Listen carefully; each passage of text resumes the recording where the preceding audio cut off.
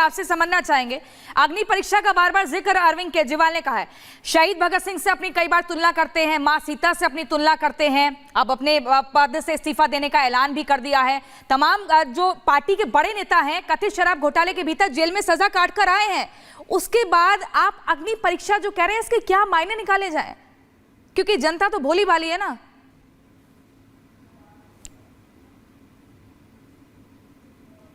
जाती जब अलायंस के साथ अपनी अग्नि परीक्षा में खरे उतरते। आप देखिए हरियाणा में भी उन्होंने अलायंस को ठोकर मार दी। अपनी चतुराई करते हैं, पॉलिटिक्स की चतुराई, पॉलिटिकल चतुराई मैं इसको कहूंगा, लेकिन वो सक्सेस नहीं हो रही दिल्ली से बाहर उनको हरियाणा में अलायंस की ऑफर करी आगे होके राहुल गांधी ने, जबकि वेव तो कांग्रेस पार्टी की चल रही। उसकी कांग्रेस ने इतना साथ दिया, जेल जाने के बाद इनकी मीटिंगों में भी शामिल हुए, सब हुए, पर वो उस अग्नि परीक्षा में पास नहीं हुए अभी। तो कुल मिलाकर के मैंने आपको कहा उनके समझ में आ गई भाई कुछ महीनों बाद चुनाव है, तो जो अपनी छवि को सुधार किया जाए और बाई चांस अगर कन्विक्शन हो जाए, इनका आने वाले समय में कन्विक्शन हो जाए चुनाव से पहले, तो उसकी भी तैयारी करी होगी आगामी। मान लीजिए कन्विक्शन हो जाता है शराब घोटाले में, ठीक है, तो पहले से अपने आप को नैतिक और मॉरलिटी, नैतिकता दिखाने का प्रयास किया गया, और अगर एविक्शन हो जाएगा। अरुण पुरोहित जी, आप महत्वपूर्ण बात आप यहाँ पे कर रहे हैं, लेकिन एक बार संजय मिश्रा जी के पास चलते हैं जो कि राजनीतिक विश्लेषक है। संजय मिश्रा जी, देखिए बीजेपी, ममता काले भी हमारे साथ जुड़ गई हैं, लेकिन संजय मिश्रा जी, बीजेपी बार बार ये कह रही थी कि हरियाणा में भी हिमाचल प्रदेश वाला हाल ना हो जाए, अगर कांग्रेस को मौका दिया मुफ्त की चीजों के चलते यहाँ पर आर्थिक स्थिति खराब हो जाएगी और उस शिगुफे में नहीं फंसना। लेकिन वहां कांग्रेस को पछाड़ते हुए आम आदमी पार्टी यहाँ पर, आपको क्या लगता है कि बढ़त बना रही है, जो इस्तीफे का आज ऐलान कर दिया है, एक नया दांव चल दिया है?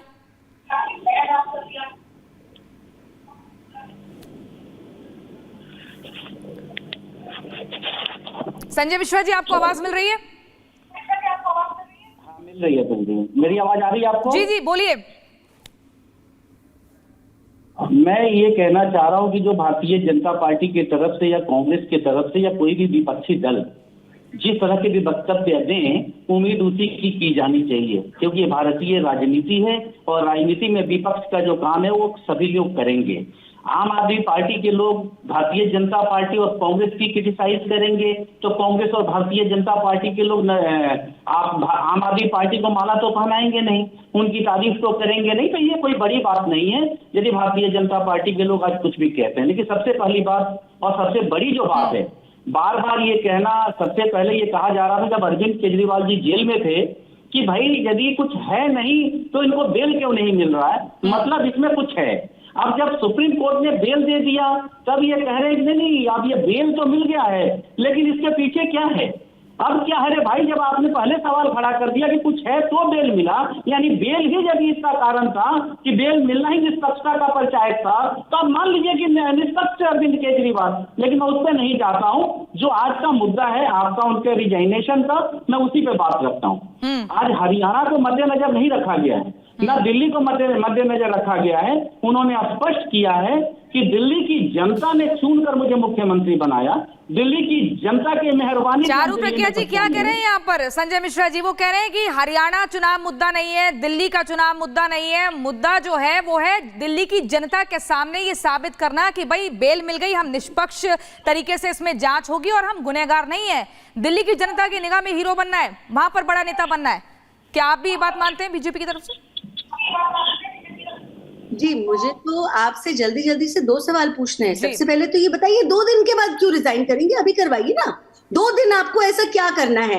दूसरी बात, आप जब ये कह रहे हैं कि बेल आपकी बेकसूर होने का प्रमाण है, तो इतनी कंडीशन क्यों लगाई गई? आपके मुख्यमंत्री अपने कार्यालय तो जा नहीं सकते, जो मुख्यमंत्री अपने ऑफिस जा नहीं सकता, दिल्ली सेक्रेटेरिएट जा नहीं सकता, सीएम ऑफिस जा नहीं सकता, कागज पे साइन कर नहीं सकता, उस सीएम को बार बार आप बेकसूर बोल रहे हैं। भाई बेल इसीलिए दी गई है कि जितनी जेल के पीछे रखकर पूछताछ करनी थी वो हो चुकी है। अब उसके बाद अब रहिए बेल पर, अब चलेगा ट्रायल, अब चलेगा इन्वेस्टिगेशन, और आपकी लोकतांत्रिक हक है कि आपको झूठ फैलाना है। ये मैंने कब कहा, जरा बताइए, क्या करने वाले हैं आपके मुख्यमंत्री, ये बता दीजिए। मैंने कहा ये बात जरा बताइए, आप लोगों के सवाल होते थे जब वो जेल में होते थे, आप अपनी पलटी मारते हो, पलटू राम आप हो, पलटू राम के साथ गठबंधन आपकी है, और उसके बाद आप बोलेंगे दूसरे नेताओं को।